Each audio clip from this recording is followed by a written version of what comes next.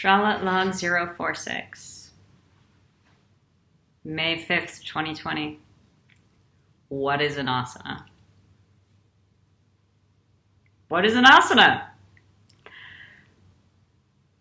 On Sunday, a bunch of you lit up when I mentioned in passing one of the key answers to that question that is common when studying in India. And as my teacher, Shara, articulates it, there's a kind of hubris in thinking one could ever know all the asanas. Only Ishvara, only God knows how many asanas there are. What are all the asanas? Because asanas are part of nature. It's equal to wishing to know all of the animals and all of the spirit beings on planet Earth. It's impossible. This is a kind of divine knowledge. And each asana in this theory has its own spirit, its own anima that it's expressing. It's not trying to be something else. It is exactly what it is. And you are embodying that form, that asana, as an experience of taking on its beingness. This is the animist theory of asana.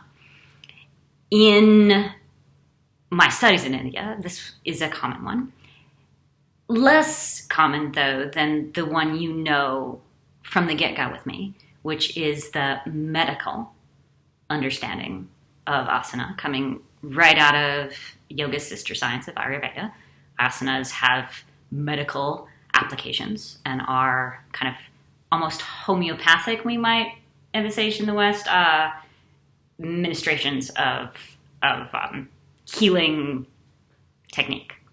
There's also really commonly, in my experience in India, actually not as commonly because it seems to only apply to the really difficult,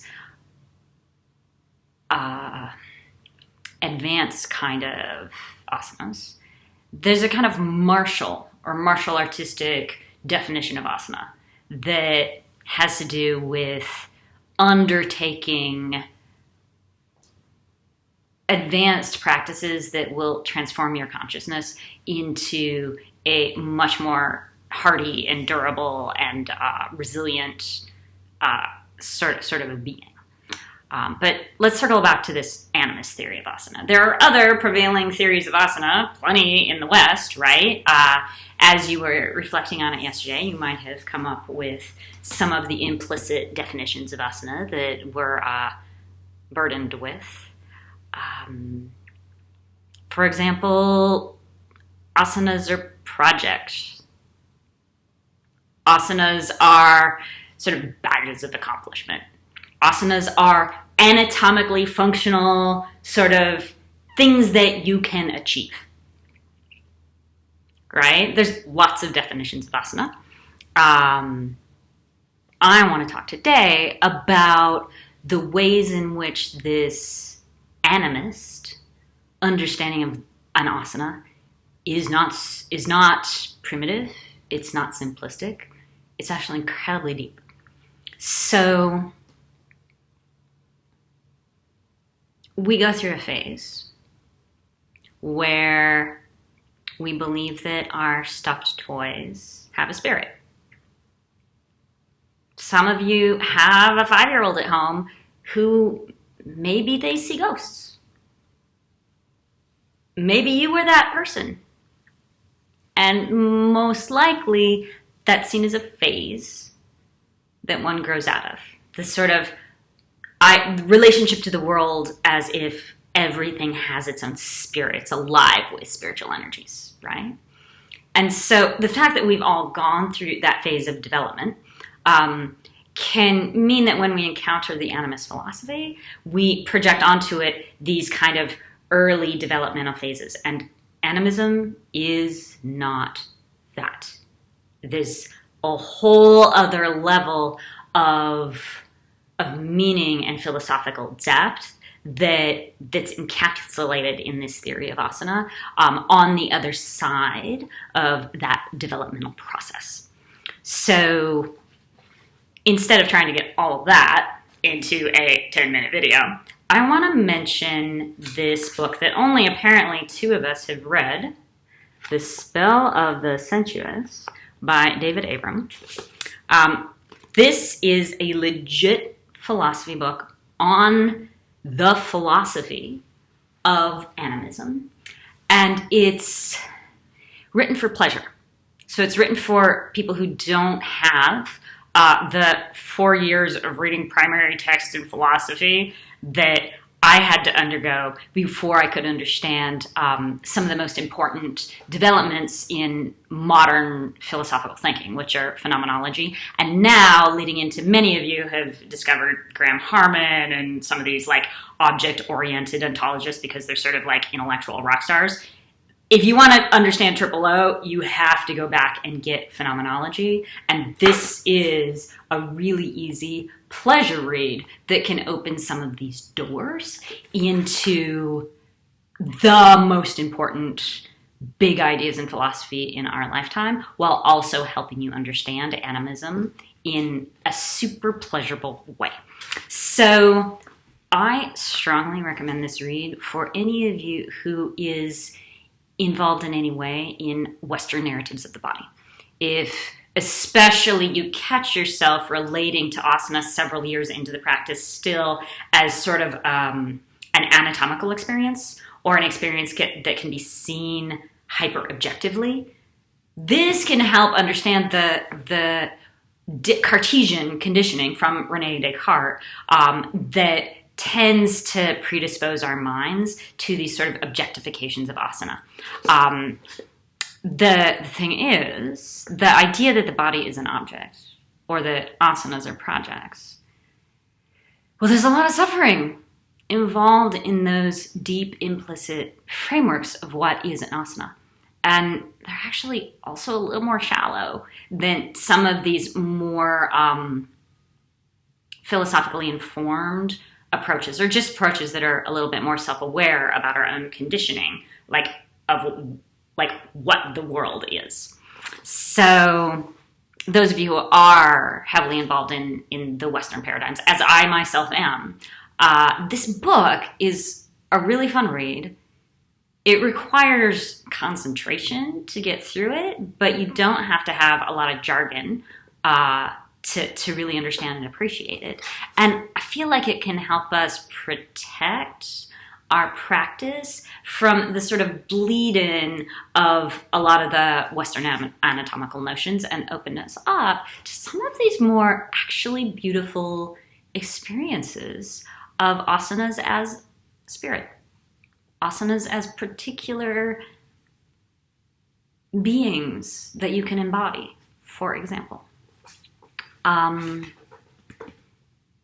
was rereading this yesterday and actually amazed at the skill here, because it's an easy read, but in the meantime he just tosses off a perfect critique of New Age philosophy and really in fun language helps show the meaning and depth of this sort of post-metaphysical move in Western thinking. I think you'll enjoy it. Anyway, I wanted to read you this little passage that evokes our situation today. This is from page 62 and 63 in the 1996 edition.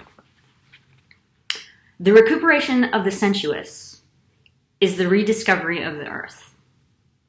In the autumn of 1985, a strong hurricane ripped across suburban Long Island, where I was then living as a student. For several days afterwards, much of the populace was without electricity. Power lines were down, telephone lines broken, and roads were strewn with toppled trees. People had to walk to their jobs and to whatever shops were still open. We began encountering each other on the streets in person instead of by telephone. In the absence of automobiles and their loud engines, the rhythms of crickets and birdsong became clearly audible. Flocks were migrating south for the winter. In the absence of automobiles and their loud engines, the rhythms of crickets and birdsong became clearly audible. Flocks were migrating south for the winter, and many of us found ourselves simply listening with new and childlike curiosity to the ripples of song in the still-standing trees and the fields. And at night, the sky was studded with stars. Many children, their eyes no longer blocked by the glare of house lights and street lamps, saw the Milky Way for the first time, and they were astonished. For those few days and nights, our town became a community aware of its place in the encompassing cosmos. Even our noses seemed to come awake, the fresh smells from the ocean somehow more vibrant and salty. The breakdown of our technologies had forced a return to our senses, and hence to the natural landscape in which those senses are so profoundly embedded. We suddenly found ourselves inhabiting a sensuous world that had been waiting for years at the very fringe of our awareness, an intimate terrain infused by birdsong, salt spray, and the light of the stars. As we reacquaint ourselves with our breathing bodies, then the perceived world itself begins to shift and transform. When we begin to consciously frequent the wordless dimension of our sensory participations, certain phenomena that have habitually commanded our focus begin to lose their distinctive fascination and to slip toward the background, while hitherto unnoticed or unlooked presences begin to stand forth from the periphery and to engage our awareness. The countless human artifacts with which we are commonly involved, asphalt roads, chain link fences, telephone wires, buildings, light bulbs, ballpoint pens, automobiles, street signs, plastic containers, newspapers, radios, and television screens, all begin to exhibit a common style, and so to lose some of their distinctiveness. Meanwhile, organic entities, crows, squirrels, the trees and wild weeds that surround our house, humming insects, stream beds, clouds, and rainfall, all these begin to display a new vitality, each coaxing the breathing body into unique dance. Even boulders and rocks seem to speak their own uncanny languages of gesture and shadow, inviting the body and its bones into silent communication. In contact with the native forms of the earth, one's senses are slowly energized and awakened, combining and recombining in ever-shifting patterns. One note for next weekend. Who is Nancy Gilgoff? Please look this up. Read a little bit about Nancy. She's the Patti Smith of modern yoga. Or maybe Patti Smith is the Nancy Gilgoff of modern yoga. She's an epic figure, extremely important in the history of the primary series that we're studying on Sunday. And so when I speak about her contribution, I want to make sure that is not the first time you have heard of Nancy Gilgoff. If you haven't done the thing, do the thing. Have a wonderful day. Happy Tuesday. Take care.